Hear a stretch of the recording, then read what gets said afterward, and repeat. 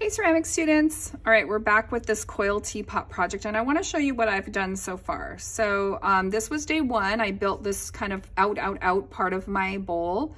And then now it's day two and I've spent some time. I've got 1, 2, 3, 4 coils going in, up to create this nice round smooth shape. But you can see right now it's not smooth and it's not very even. So I can still see this really big coil here, and this part you can see I've just blended it really roughly, but it's not blended well. So let's talk about, even though I've kind of done a little bit here, let's talk about how we can blend this and make this look a little nicer. Now, first of all, you can see I've come up into the point where I really, if I do one more, I can't reach my hand in there anymore.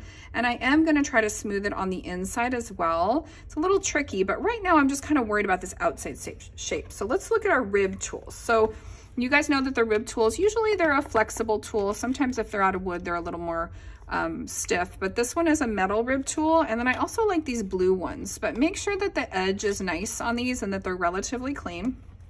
And then what I'm gonna do is I'm gonna use my banding wheel and my rib tool, and I'm gonna kind of pull this clay up. And so the motion is kind of up and over. So I'm kind of going like this around my pot. I might go around a little bit too. And this is gonna help get rid of these lumpies and bumpies, okay? So we don't want those to show. We want this to be smooth, but the rib tool can make quick work of this. So again, the motion is up and kind of towards myself is what I'm doing, okay? That's what works best for me. So I'm gonna start out, actually, I think I'll start out with this metal one. It's a little more rigid, so it's gonna make kind of a big difference really quickly.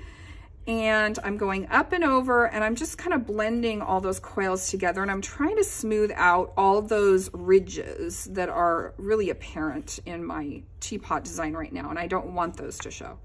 So it's kind of up and over, and once I've gone around one time, now I can switch. I'm going to switch to the blue one. Another thing I can do is kind of like use this to shave off an area. So if you have a part that's really sticking out too much, I mean, those coils are relatively thick. You can actually remove some of that clay for a part that just is too, sticking out a little too much for you. So I'm going to kind of keep going around here with my rib tool. I'm sort of using this to get rid of that in between day one and day two coil. And I'm using it to shape. Now, the other thing I would suggest is getting down at eye level and really looking at the side profile of this. For instance, right here on mine, there's sort of a part that's sort of dishing in. So I want to get in there and maybe push from the inside and work on my shape.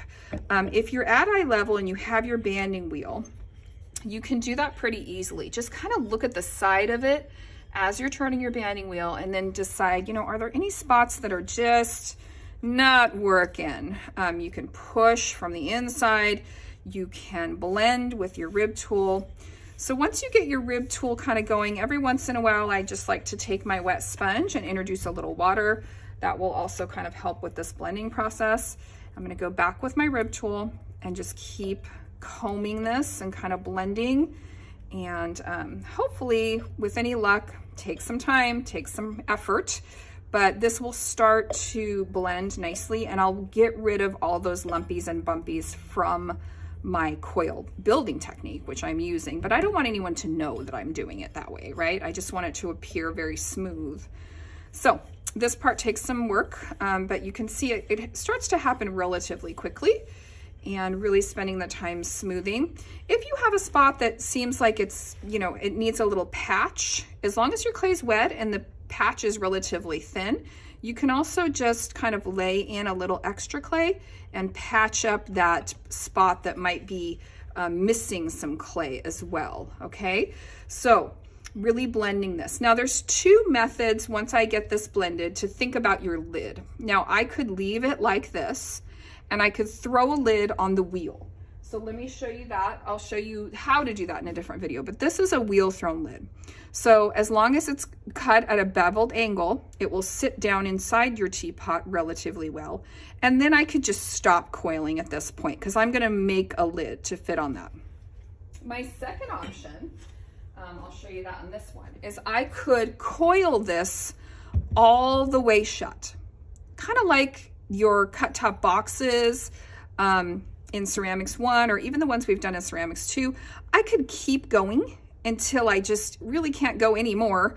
Maybe even make a little slab piece for the top, and I could enclose this totally like a balloon. And then what I could do is I could take a knife, and at a 45-degree angle, I can cut my lid. See how that works? And then your lid just sort of sits down inside. So 2 methods for your lid. And when you get to this point of your teapot body, I want you to think about that. What am I going to do for my lid? Do I want to hand build the lid where I just cut it? Or do I want to try the wheel and try centering a piece of clay and try to, to create this knob, which is also done on the wheel, and try to make a wheel thrown lid? So up to you. Different ways to do it, but kind of consider that as you get up to this top, because if you do want to cut the lid like this one, you would want to continue and enclose this as best you can with the coils, or sometimes at the very top you need a little slab and you can sheet it just a tiny bit. Okay, so this would be getting this all smooth on kind of on day 2 of the teapot body, depending on how quick you are with the coils. Now at this point, I do want to put wet paper towels on this, especially this bottom part, which I still need to spend some more time smoothing, but this part is dry. It's a couple days old now. So I definitely want to put some wet paper towels around here and some on the top, because now I need to think about, adding the spout, adding the handle. So I need this to stay relatively wet. So wet paper towels in a bag on a board. And then in the next couple videos, we'll talk more about the lids and the spouts and the handles. All right, thanks guys. Have a great day. Bye.